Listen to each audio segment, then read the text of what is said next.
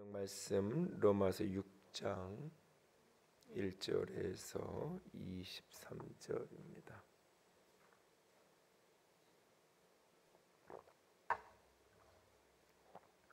로마서 6장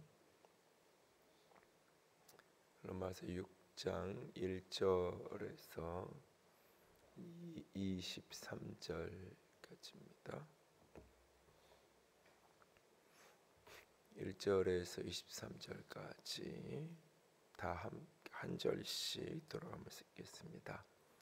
그런즉 우리가 무슨 말을 하리요? 은혜에 더하게 하려고 죄에 거하겠느냐?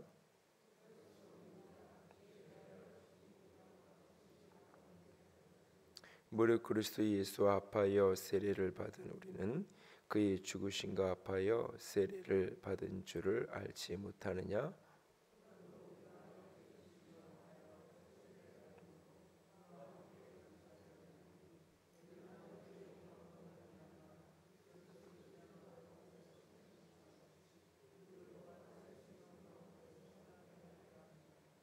만일 우리가 그의 죽으심과 같은 모양으로 연합한 자가 되었으면 또한 그의 부활과 같은 모양으로 연합한 자도 되리라.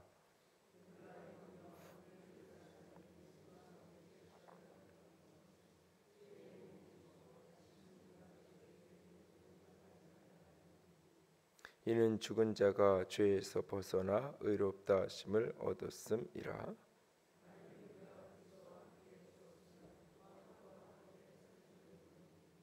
이는 그리스도께서 죽은 자 가운데에서 살아나셨음에 다시 죽지 아니하시고 사망이 다시 그를 주장하지 못할 줄을 알미로라.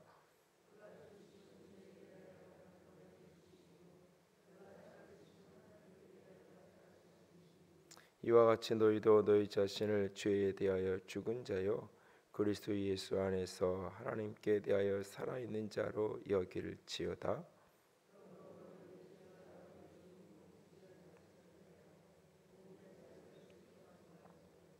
또한 너희 지체를 불의의 무기로 죄에게 내주지 말고 오직 너희 자신을 죽은 자 가운데서 다시 살아난 자 같이 하나님께 드리며 너희 지체를 의의 무기로 하나님께 드리라.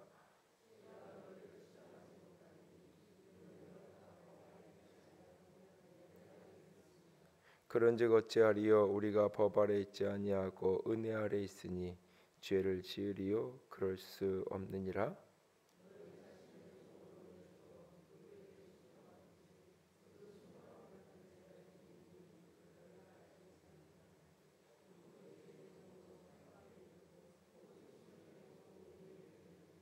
하나님께 감사하리로다. 너희가 본래 죄의 종이더니 너희에게 전하여 준 바 교훈의 본을 마음으로 순종하여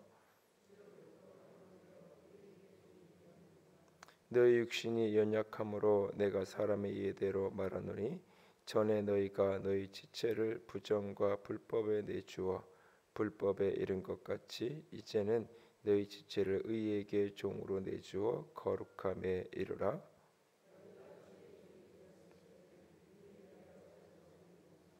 너희가 그때에 무슨 열매를 얻었느냐? 이제는 너희가 그 일을 부끄러워하나니 이는 그 마지막이 사망임이라.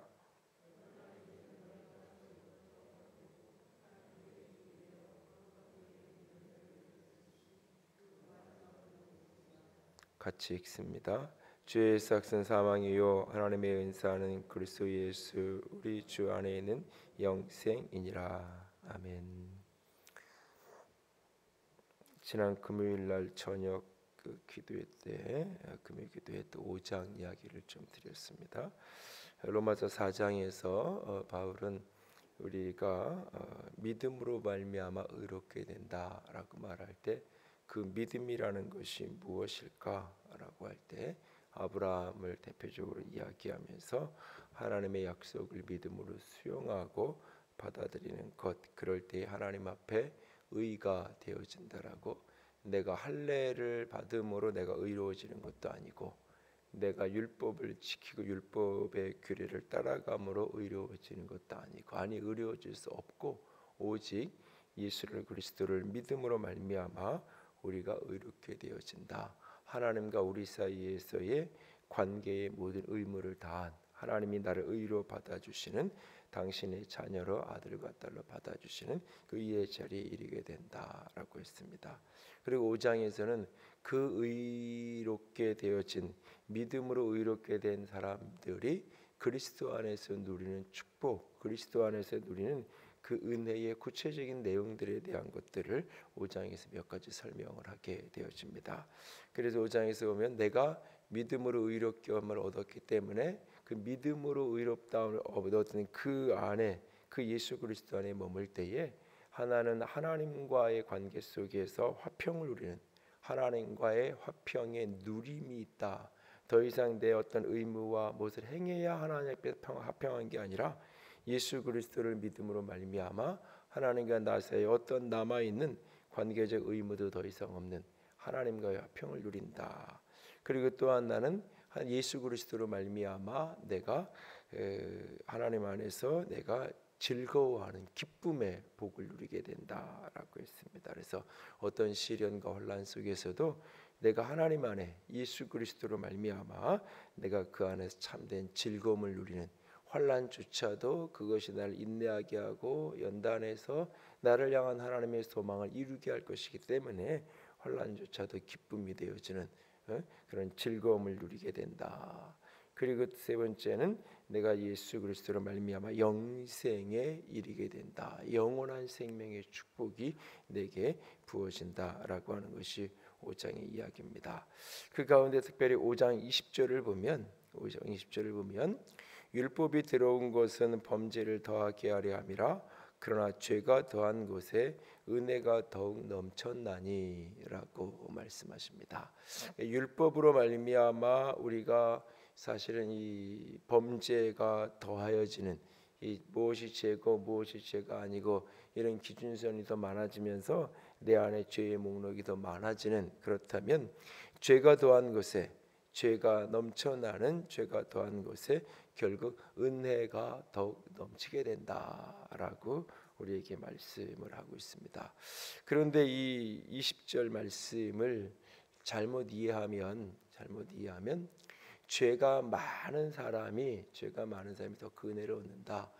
그러니까 내가 은혜를 더 많이 받으려면 죄를 더 많이 지어야 되는 것 아니냐, 그런 어떤 이 질문이 자연스럽게 흘러나올 수 있어요.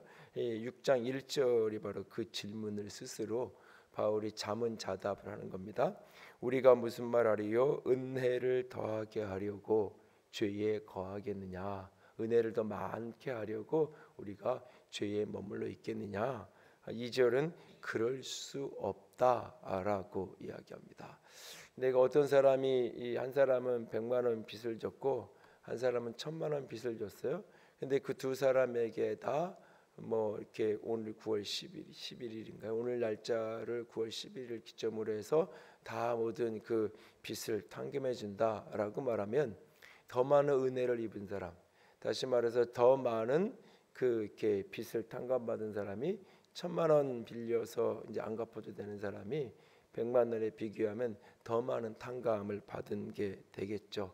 그러니까 어차피 하나님께서 모든 것을 예수 안에서 다 탕감해 줄 거니까, 어차피 예수 안에서 모든 죄를 용서해 줄 거니까 내가 죄를 더 많이 지을수록 더 많이 내가 그것을 탕감을 받게 되는 것 아니냐. 그러니까 은혜를 더 많이 얻으려면, 더 많이 받으려면 더 큰 죄를 지어야 되는 거다.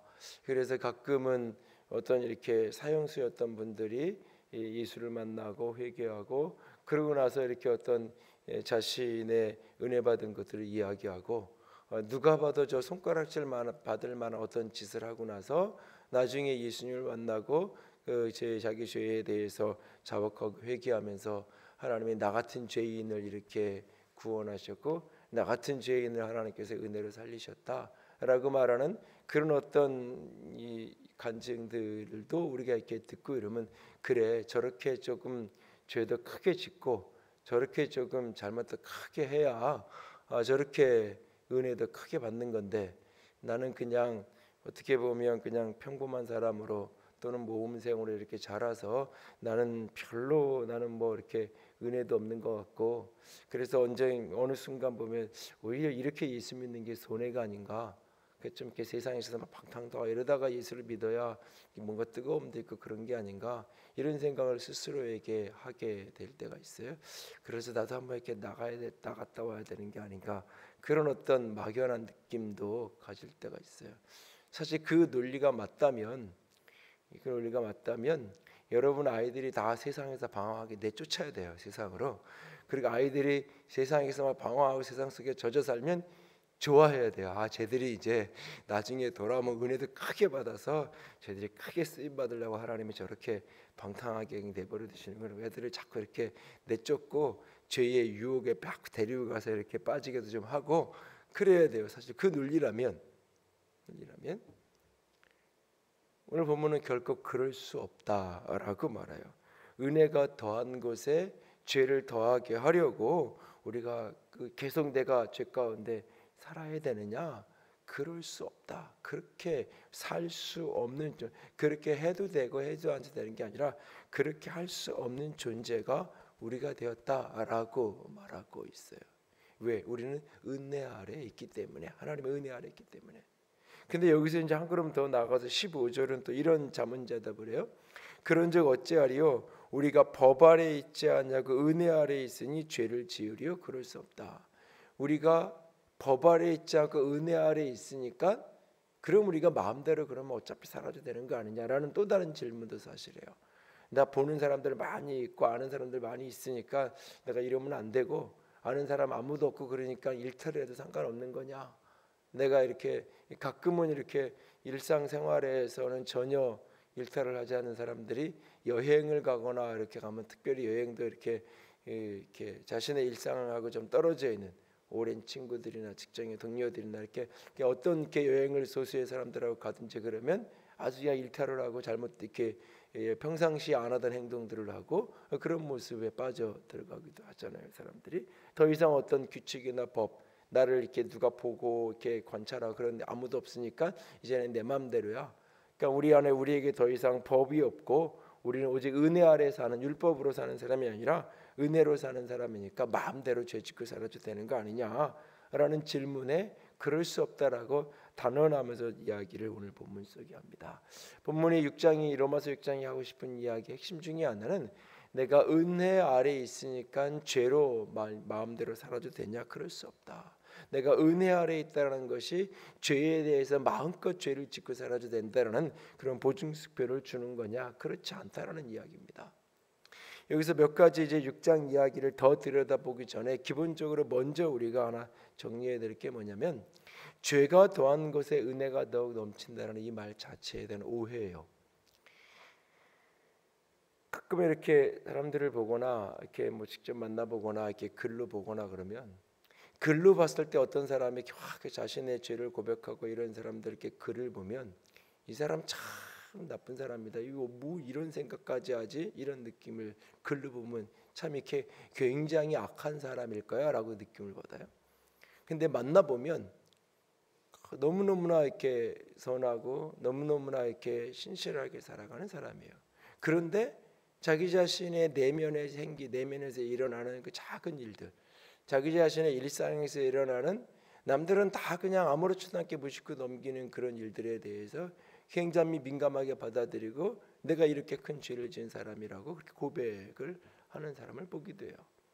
또 반면에 어떤 사람은 누가 봐도 저런 사람은 죄인이에요. 누가 봐도 저 사람은 좀 고개 뻣뻣이 들고 다니지 말고 나 죽었습니다 좀 하고 그러면서 좀 살아야 될 만한 천인공노할 그런 사람이에요. 누가 봐도 그냥 동네에서 저기 망나니 같은 사람이에요. 그런데 본인은 내가 뭐 잘못한 게 있다고? 나는 떳떳하고 나는 정당하다고? 오히려 뻔뻔하다고 그렇게 이야기하는, 그냥 그렇게 당당하게 살아가는 것을 보게 돼요. 객관적인 수치를 어쩌면 객관적으로 이렇게 죄의 수치를 측정할 수 있다면 이 사람이 훨씬 더 죄를 많이 지었어요. 이 사람은 죄를 훨씬 적게 지었어요. 근데 이 사람은 죄를 많이 지었음에도 불구하고 자신의 죄가 이만큼이라고 밖에 안 여겨요. 그래서 자신의 죄에 대한 통회함도 없고 자신의 죄에 대한 깨달음도 없고, 그러니까 동시에 자신이 얼마나 큰 은혜 받은 사람인지를 인식하지 못해요. 직장 생활하다 보면 어떤 사람은 내가 우리 옆에서 이렇게 보면 저 사람 참 내가 사장이면 벌써 잘라버렸을 것 같은데, 저 사람 내가 사장이면 저런 사람 진짜 바로 그냥 집으로 보내버리고 말아서 저런 사람 승진을 왜 안 시키고 말 텐데, 근데 사장은 그냥 그런 사람 그래도 가정 있는 사람인데 어떻게 그만두게 하겠어, 그래도 해야지. 그래요. 옆에서 보면 참 저 사람 저 좋은 사장 만나지 않았으면 벌써 직장생활 못했을 사람처럼 보여, 내가 보기에는. 근데 본인은 나 같은 사람 인정 안 해주고, 나 같은 사람 승진 빨리 안 시켜주고, 나 같은 사람 연봉도 안 올려주고 이런다고 맨날 투덜투덜거려.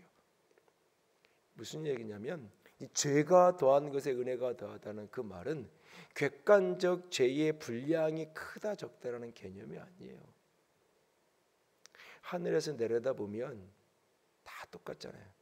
우리가 옆에서 오면 이렇게 옆에서 이렇게 대놓고 보면 이 사람은 키 크거나 키 작고 차이가 나잖아요. 위에서 오면 그 키가 그 키잖아요. 아무것도 아니잖아요. 하나님 앞에서 죄를 10개 진 사람하고 100개 진 사람하고 하나님 앞에서 보면 큰 차이가 없어요. 10개랑 100개랑 하면 우리가 큰 차이가 있는 것 같죠. 죄를 10,000개 진 사람하고 10,000개 지은 사람하고 10,100개 지은 사람하고 차이가 뭐가 있어요? 100개 지은 사람하고 하나 지은 사람하고 100대 1이면 큰 차이가 있는 것처럼 보이는데, 10,000가지 죄가 있는 사람하고 10,100개 죄 있는 사람하고 보면 10,000개나 10,100개나 하나님 앞에서 우리 모두가 죄인이라고 말할 때 그것은 저 사람은 저 살인죄 지고 저 찔은 지은 저 사람은 100개 죄를 지은 사람이고 나 같은 모범생은 죄 1개 지은 사람이고 이 정도의 차이의 느낌이 아니에요. 하나님 보시기에는 이 사람은 10,100개를 지은 사람이고 나는 10,000개를 지은 사람이 하나님 앞에서. 근데 10,100개를 지은 이 사람은 자신의 죄를 깨닫지 못해. 근데 10,000가지 죄를 지은 이 사람은 수많은 죄를 깨달아. 그 10,000가지 죄의 목록이 다 깨달아지고 알아져요. 객관적으로 10,100개를 죄를 지은 사람보다 이 사람은 죄를 적게 졌어요. 그런데 그 죄를 내 죄가 깨달아지고 알아지는 깊이는 10,000가지 죄가 다 깨달아져. 근데 이 10,100개를 죄 지은 이 사람은 하나도 죄가 깨달아지지 않아. 남들이 보면 10,100개의 죄를 지은 사람인데 본인은 한 가지 죄도 깨달아지지 않아. 이 사람은 은혜를 모르는 사람이 되는 거예요. 죄가 더한 것에 은혜가 더한다는 말은 가서 세상에 나가서 죄를 많이 지어야 그래야 은혜도 크게 받는다는 개념이 아니에요. 내 안에 있는 게 얼마나 악한지가 보여야. 모범생이라고 남들이 보기엔 참 괜찮은 사람이라고 말하는데 이 속에서 온갖 어둠의 일들이 얼마나 많은지. 남들 보기엔 참 아니한테 잘하고 교인 나라도 참 잘한다고 하는 것처럼 보이는데 그게 사실은 다 자기 칭찬받고 자기 인정받고 그러기 위해서. 그래서 누군가 조금만 더 인정해주고 알아주지 않으면 분노하고 오히려 화내고 그래 왜 자기 드러내려고 자기 자랑하려고 하고 남들이 보기에는 다 칭찬받는 사람이라고 얘기하지만 사실 내 안에 있는 이 악이 보이고 깨달아지고 알아지는. 그런데 이런 나를 하나님이 사랑하시고 이런 나를 하나님이 용납하시고 인정하시는 그것이 알아지는 깊이만큼 은혜를 풍성하게 누리게 되는 거예요. 은혜를. 그러니까 그 자신의 완악함과 자신의 악함이 깨달아져서 그 은혜 속에 사는 사람이 어찌 이 악을 정당화하고 이렇게 사는 것이 당연해 라고 하면서 죄 가운데 여전히 살아가면서 그걸 정당하게 어차피 내가 죄를 더 많이 져야 은혜를 더 많이 받는 거야. 나는 법 아래 있지 않고 은혜 아래 있으니까 마음껏 살 거야 라고 하면서 어떻게 죄 가운데 더 나가겠어요. 그것이 깨달아지고 그것이 은혜라는 게 그 속에 그런 나를 사랑하시는 그 사랑이 몇 속까지 가슴 깊이 알아지는데 그게 누려지는데 어떻게 여전히 그 죄의 자리를 계속하면서 반복할 수 있겠냐고요. 그럴 수 없다라고 단언하고 있는 거예요. 그럴 수 없다라고.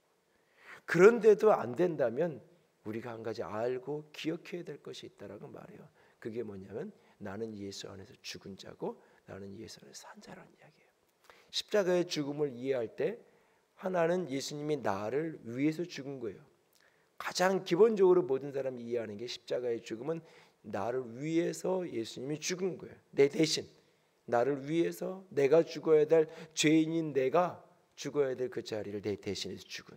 그러니까 나를 구원하기 위해서 나를 위해서 그분이 희생하신 희생의 사건, 동시에 그 십자가는 내가 죽어야 될 자리인데 나를 대신해서 예수님이 죽은 자리. 또 하나는 십자가를 이해하는 또 하나의 고백은 뭐냐?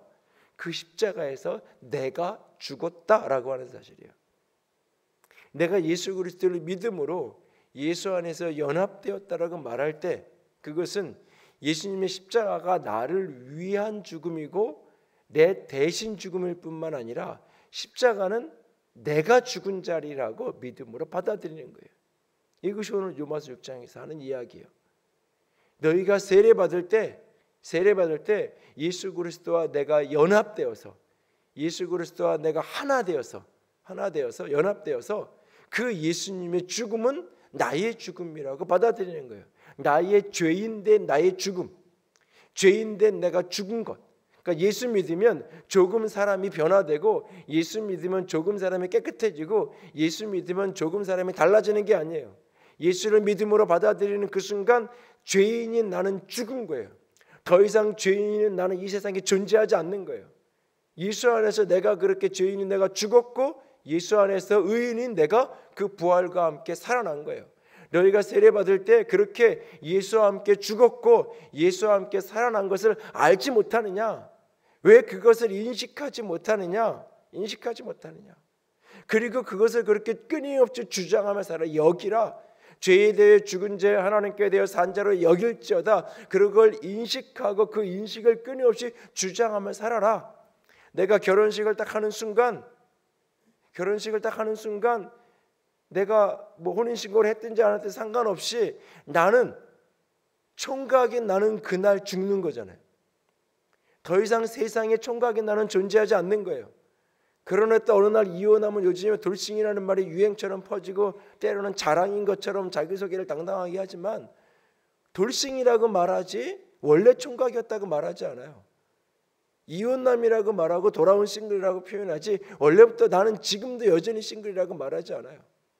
그러니까 총각으로서의 내가 결혼식과 동시에 죽는 거예요. 세상에 존재하지 않는 거예요. 똑같은 나인데 더 이상 그런 나는 존재하지 않는 거예요. 그래서 이전에는 내가 이런 여자도 한번 소개해 주면 만나고 저런 여자도 소개해 주면 만나고 어떤 사람이 좋을까? 그래도 전혀 허물이 되지 않아요. 커피숍에서 이 사람하고 차를 마시고 저 사람하고 차를 마셔도 그게 크게 잘못이 아니에요.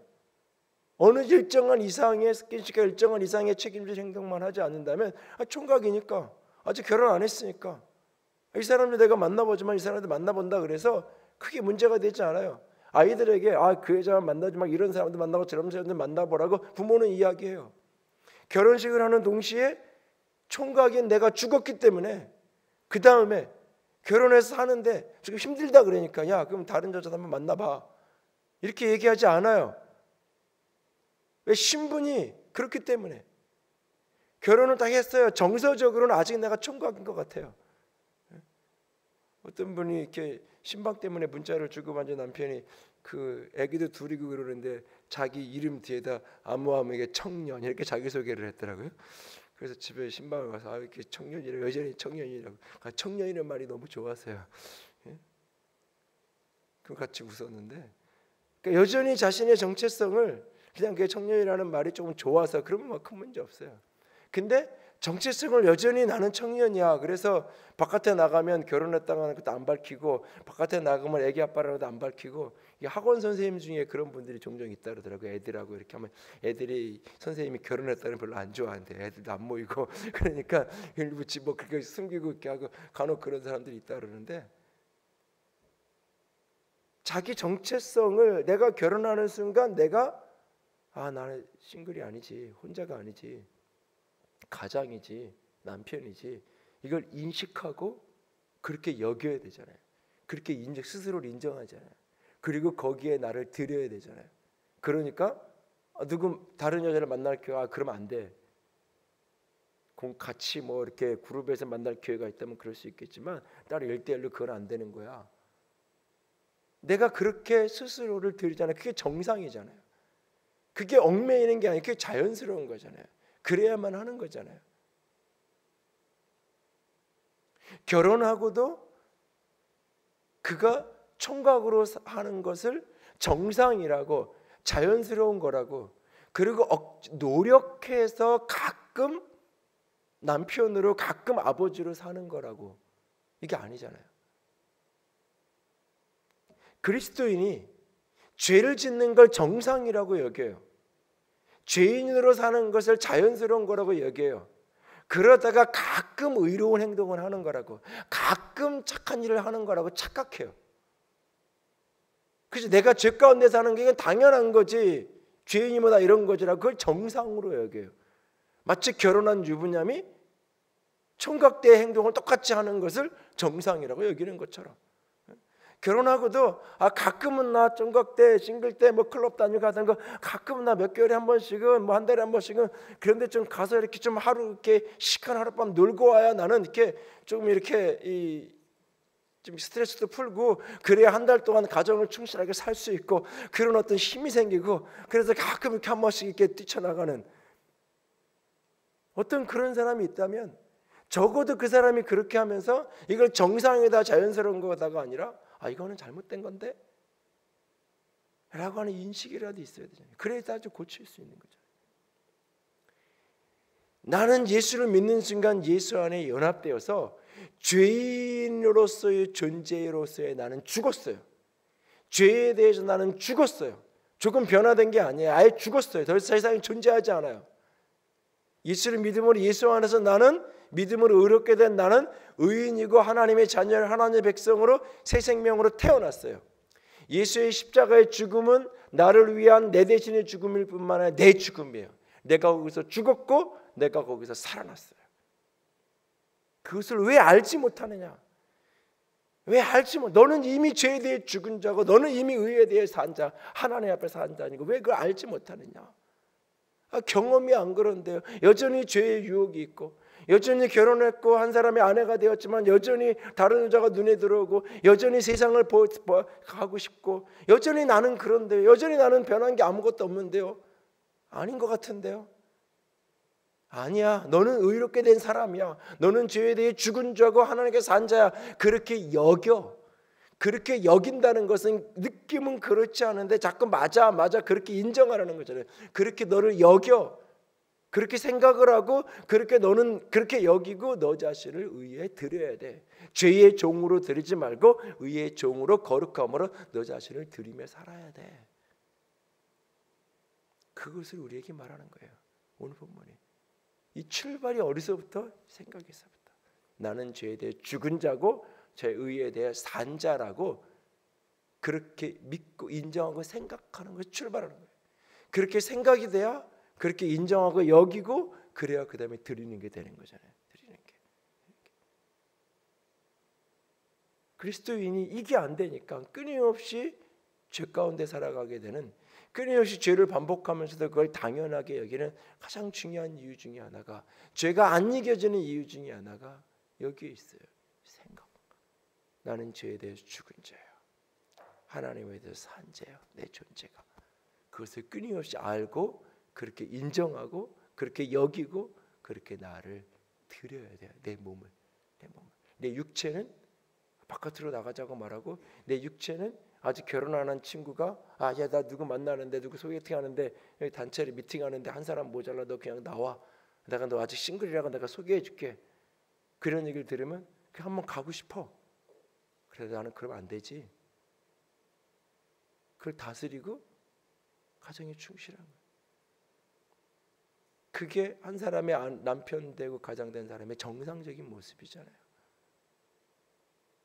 특별한 모습이 아니잖아요. 그게 잘난 모습이 아니고 자랑하고 다녀야 될 모습이 아니잖아요. 그게 정상적이고 자연스러운 거잖아요. 자연스러운 게 내게 안 되는 게 이상한 거잖아요. 그러니까 죄를 짓고 사는 내가 이상한 거예요.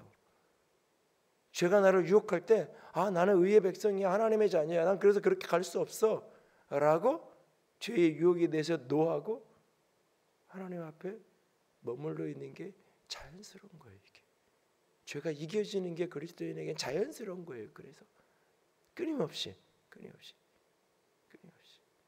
오늘 이런 삶이 이런 삶이 저 여러분의 삶이 될 수 있기를 주님의 이름으로 부탁을 드립니다. 내가 그리스도와 함께 십자가 못 박혔나니, 이 찬양의 의미가 바로 오늘 이야기한 이 이야기예요. 내가 십자가에서 죽었다고요. 예수님만 대신 죽은 게 아니라. 이 갈라디아서 2장 20절 찬양인데요, 같이 찬양하고 기도하며 나아갑시다.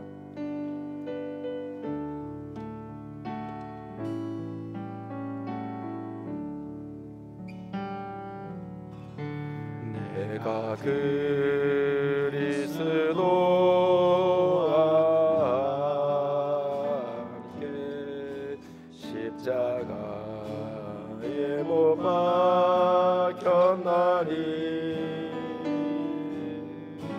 그런즉 이제 내가 산 것 아니요 오직 내 안에 예수께서 사신 것이라. 이제 내가 육체 가운데 사는 것은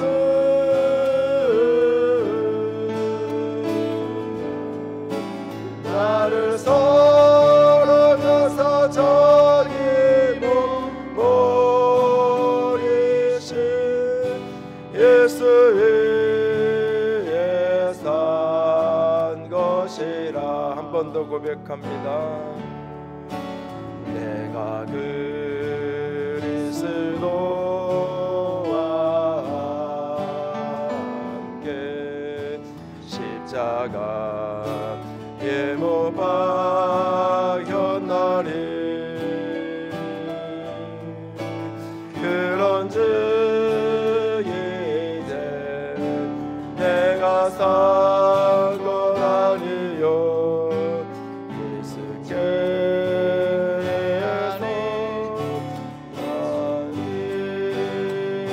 예수께서 사신 것이라.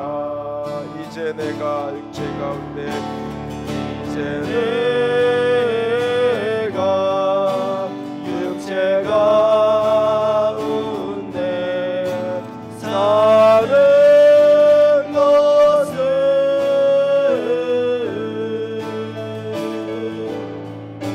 나를 사랑하사 저기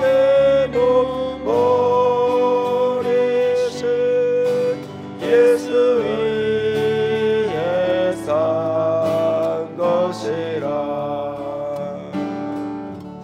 이 시간 함께 기도하며 나아갑니다.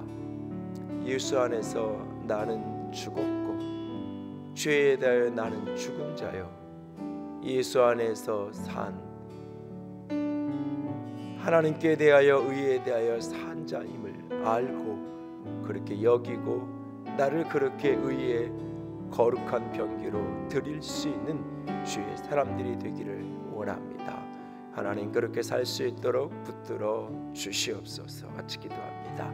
사랑의 하나님, 영광의 하나님,